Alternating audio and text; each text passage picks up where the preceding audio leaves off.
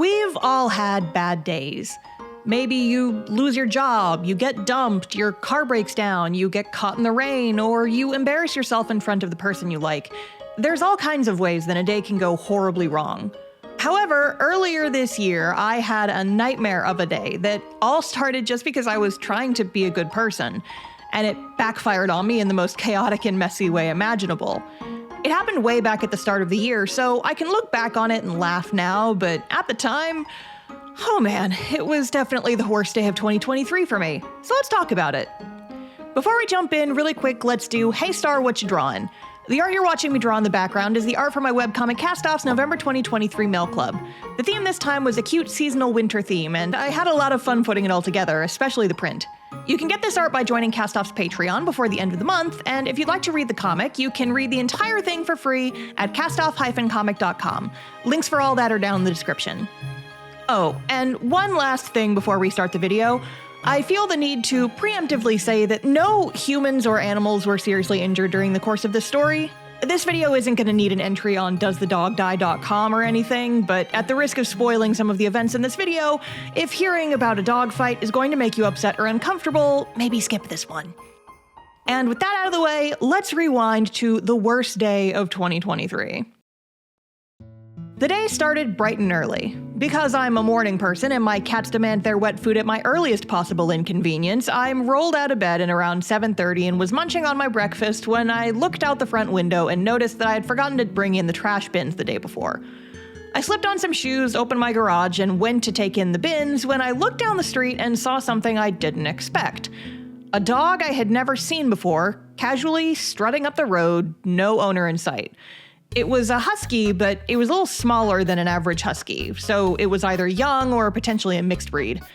I thought it was pretty weird and looked around, expecting to see someone chasing after it or someone else in their front yard trying to call it back, but no, it was a relatively quiet morning with no sign of anyone except me on the street.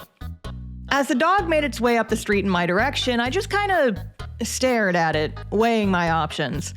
I had lived in this neighborhood for almost a year and had never seen a stray dog before, and it looked well fed and taken care of even from a distance. So it was definitely someone's pet. But its people were nowhere to be seen. Should I try to call it over, see if it had tags so I could find out who its owner was? But what if it was a stray and it had rabies or fleas or ringworm or something? Eventually, the dog got closer and walked right up to me, and I feel the need to point out that this was the chillest dog I have ever come into contact with. I've had several dogs throughout my life. I've been around dogs basically my entire life. I've never spent a lot of time around huskies specifically, and I'm not scared of dogs, but I know how they can behave. It didn't run at me, it wasn't barking, it wasn't doing that thing dogs do where they jump up on you and try to lick you when they're excited. No, this was very clearly a very relaxed, very healthy and comfortable dog just taking himself for a walk. I went in to pet it and it reacted very calmly, like, ah yes, I am being pet, this is nice, thank you human. It wasn't acting aggressive and it definitely wasn't scared of me or the situation it was in, it was just chill. As I was petting it, I went searching for a collar and sure enough, I found one, a chain collar buried in the husky floof. However, I checked all around the collar and no tags. Of course not. That would be too easy. If I could just check the tags and call the dog's owner, that would solve the problem too quickly, and that wouldn't make for good content, would it? Still thinking that its owners might be actively looking for it, I decided to sit out in my front yard with the dog for a bit. But when there were no signs after about 10 minutes, it occurred to me that it was a weekday, and the dog's owners might be at work, which meant I could be sitting out there for the entire day before anyone came looking for the thing. Deciding to be more proactive, I lured the dog into my backyard so it wouldn't wander off while I decided what to do next. I snapped a picture of the dog and uploaded it to the Lost Pet app for my neighborhood, and when I didn't get a response after about 15 minutes, I looked up the phone number for the nearest vet clinic and asked if they could check the dog for a microchip. They said yes, I thanked them and hung up.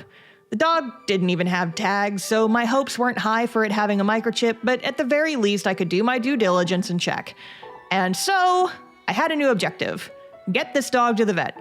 The dog had been so chill and easygoing so far, surely I could accomplish this simple task without anything going horribly wrong, right? Right?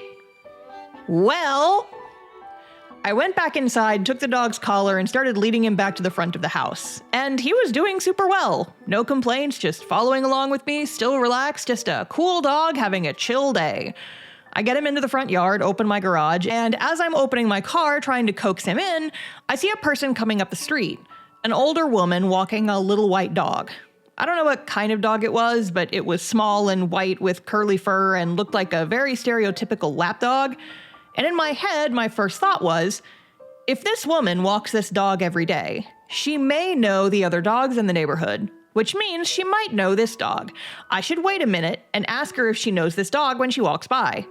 So I hold the dog's collar and watch this woman walking up the road, waiting for her to get within reasonable earshot, and once she does, I call out to her. Excuse me, sorry to bother you, but do you recognize this dog? And before I could even finish the sentence, the husky ripped out of my hands and took off running, straight at this woman and her tiny dog.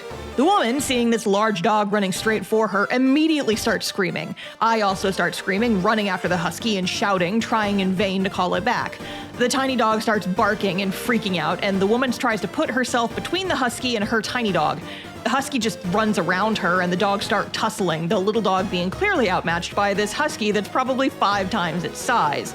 I finally get over to them, grabbing the husky's collar and managing to drag it off the little dog before apologizing profusely. And between gasps of air, I try to explain that it's not my dog, and just as she's about to respond, the husky pulls away from me at just the right angle and manages to slide right out of its collar.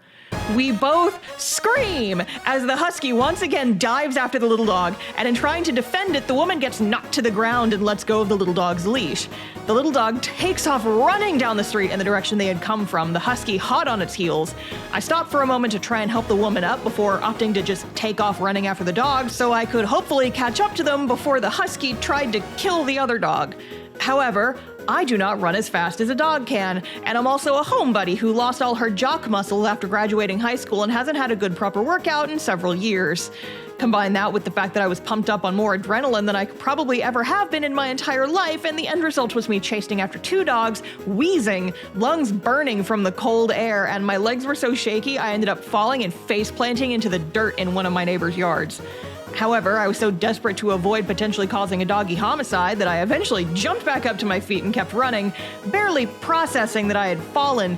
I just got up and kept running, still panting and shaky-kneed, but now covered in dirt and with some blood on my knees and hands. Eventually, I lost sight of both dogs towards the end of the street, and as I approached the house where I had last seen them, the husky suddenly came trotting back up to me, exactly as chill and relaxed as it had been the entire rest of the morning. I looked around and didn't see the white dog anywhere, but I also didn't see any blood on the husky, so I assumed it managed to get away somehow. Pissed but exhausted, I hobbled over to the husky and slipped its collar back around its neck to try and grab it in a way so that it wouldn't be able to slip out again. As I stopped to catch my breath, the woman who was walking the smaller dog came up behind me. I again started apologizing profusely, saying, "I don't know whose dog this is. I'm so sorry. I didn't expect it to run at you like that. I was just trying to ask if you'd seen it before." And I don't remember exactly what she said, but it was something along the lines of, "I've never seen that dog in my life, but it bit me. Get it out of here before I call animal control," before walking past me and into the house we were stopped in front of. I didn't learn this until later, but the woman was apparently a dog walker, and the house was where the dog's owners lived. So when the little lap dog was being attacked, it just ran straight home, and the owners let it inside before the husky could get to it. So I was left alone, outside in a stranger's driveway, winded and on the verge of tears, covered in dirt and blood, and holding a dog that wasn't mine. Oh, and just a real quick reminder for everybody. This happened before 9 a.m. I really genuinely didn't know what to do at that point. I was a little afraid of this dog at this point, seeing how it turned on a dime and just went into attack mode the second it saw this tiny dog. But I was deep in this problem now and couldn't just leave the dog to its own devices. If I did, it might get hit by a car or attack another dog walker or something like that. So I resigned to getting it back to my house and figuring things out from there. The walk back up the hill to my house felt like the longest walk of my life.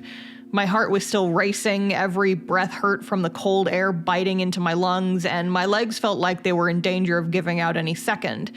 And all the while, this dumb little husky was just trotting alongside me, not a care in the world, completely unaware of the chaos he had caused. Asshole. Eventually, I got back to my house and was thankfully able to get the dog into my car pretty easily. I prayed to any god that was listening that the dog had a microchip so I could reunite it with its owners and wash my hands of this horrible mess. The dog seemed accustomed to being in cars, as it pretty quickly sat down in the back and looked out the window happily as I drove towards the vet. And then, just as I was leaving the neighborhood and about to hop onto the main road, I stop at a stop sign and I'm waiting my turn to go when I get pulled over. Now, when this happened, I genuinely did not know why I was being pulled over. Was one of my taillights out? Was I breaking some law about having a dog in my backseat that I didn't know about? Was I getting pulled over for dog theft? I'm not kidding. For a few seconds, I genuinely thought that maybe the dog's owner had called the police to help them look for their dog. They saw the dog in my car, and that's why I was getting pulled over. Confused and nervous, I pulled into a parking lot and waited for the cop to come to my window. And I want to stress again that less than 10 minutes before this, I tried to break up a dog fight with my bare hands, ran the furthest I had since starting my full-time art job, and was still covered in blood and clumps of dirt from my fall into a yard. Combine that with the fact that I cry very easily when I get stressed out, and that I had just gotten pulled over for an unknown reason. Well, I'm sure I looked quite a mess. So the cop comes over to my window, is about to start giving me the spiel about my license and registration, but before he can even start, he looks at me, practically hyperventilating, looking like I've just performed a grave robbery and on the verge of tears, pauses, and breaks script completely, asking, "Okay, why are you so nervous?" And at that point, I just completely break down. "I don't know whose dog this is, but I was just trying to take it to the vet and check it for a microchip, but then it attacked another dog and the lady who was walking it, and I was just chasing after it, and I fell, and now I'm being pulled over. And I'm sorry, I'm just having a really bad day, and I haven't even been awake for an hour, and I just..." The guy stopped me in the middle of my blubbering and just said, "Look, I pulled you over because your registration is expired. Just go get that renewed down the street and I'll let you off with the warning, okay?" And I just kind of mumbled out, "Okay." And he let me go. Meanwhile, the husky is still just chilling in my backseat, peacefully watching cars go by without a care in the world.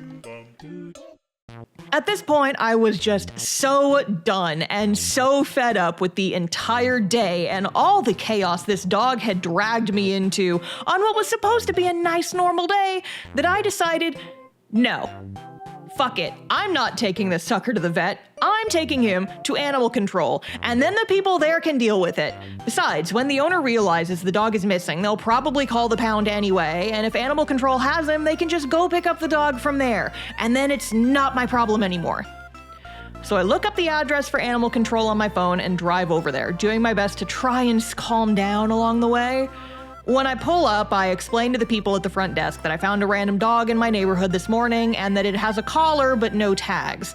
They grabbed a leash and brought the dog inside, and another woman came out and scanned the dog. No chip. Big surprise there. They said they'd hold on to the dog for me, but make me write down my contact info in case they need to get a hold of me with any questions later on. I leave the dog in their care, head back to my car, and with that, the story is done. Or so I thought. Yeah, you can tell by the runtime of this video, it's totally not over, because of course it isn't. That would be too easy. So I drive home, get inside, and have just enough time to clean myself up a bit before my mom came over at around 11. My mom lives reasonably close by and was going to help me pack mail club orders that day. And when she arrived, I regaled her with the story of my horrible, terrible, no good, very bad morning while we shoved prints and stickers into envelopes. But we'd only gotten about halfway through mail club packing when my phone buzzed with a missed call and voicemail. I checked it, and it was animal control. Apparently, the woman the dog had bitten had called to file a report about the attack, and since I was the one who brought the dog in, they needed me to come back and make a statement for the case. I explained to my mom what had happened, and she volunteered to drive back to the animal control location. When we got there, I had barely stepped through the door when the dog walker from that morning spotted me. She was sitting in the lobby and recognized me, saying, "Oh, you're the girl from this morning." And I, once again, started apologizing to her and asking if she was okay, was the little dog okay, etc. She said the little dog was fine, not a scratch on him apparently, which was super relieving to hear after everything that had transpired. As for her, she had obviously gotten knocked over and the husky bit her hand during the scuffle, plus scratching up her knees in the fall, but thankfully none of the wounds were anything serious. She also commented that I was, quote, very brave to put the dog in my car after it attacked her, which I felt like was more get this dog out of my sight immediately than brave, but hey, I'll take it. We spent a few minutes sharing details with each other, and I'm not gonna lie, the combination of stress and guilt and still having that adrenaline coursing through my system did make me start crying almost immediately. But after a few minutes, the people behind the desk finally called me over. One of the officers handed me a clipboard with some paperwork on it and told me to fill it out. He had me do a little swear-in thing that said I would tell the full and honest truth in my statement, but also made a comment like, I don't need anything fancy, just write down what happened. It's a police statement, not a novel. And I'll admit that I did definitely make a joke about being a fantasy writer, and the dude just rolled his eyes and facepalmed so hard. But I managed to get the entire story to fit on the 2 sheets of paper he gave me, which cannot be said for the script of this video. After I turned in my statement, he asked me a few more questions, notably whether I was really sure I had no idea who the dog belonged to, that I wasn't covering for a family member or a boyfriend or anything like that. I told him no, and I didn't say this, but I was definitely thinking, sir, if this dog belonged to someone I knew, I would make sure the damn dog had tags on its collar. Because seriously, people, put tags on your dogs. They cost like $5 at any pet store, and this entire nightmare could have been avoided if this dog just had a single tag on its collar with a phone number to contact. Anyway, I finished my statement, handed it in, said my goodbyes to the woman, and left. The rest of the day continued on mostly as normal. Mom and I went back to my house, finished packing the mail club orders for the month. I made myself lunch and tried to take a nap to sleep off the leftover adrenaline buzz that was still trickling through me. And I really thought that would be the end of it. Until a few hours later, I got another voicemail. It was someone calling me through the Lost Pet app, asking about their missing dog and if I still knew where he was. I called the number back, and the guy on the other end explained that his dog must have gotten out while he was at work and asked if I knew where he was. And I could have told him all the details of all the chaos that dog had caused this morning, but in the moment I decided that it just wasn't my problem anymore. I told him I had dropped the dog off at animal control that morning and he could pick it up from there, and didn't include any extra details. Ended the call, and that was that. Finally, my part in the story was over. About a week later, I was outside checking the mail when I bumped into the dog walker again, and after a conversation with her, I finally got some closure on the story. Apparently, the dog lived in the neighborhood and wasn't even supposed to be outside without some kind of supervision because huskies are notorious escape artists. But apparently the owner had someone come by the house who left the fence open by mistake, and the dog just wandered out into the neighborhood and took himself on a little adventure. When the owner went to pick up the dog from animal control, he was mortified that the dog had attacked someone, but thankfully the dog was up to date on all his vaccines, so he got to go home without any other issues.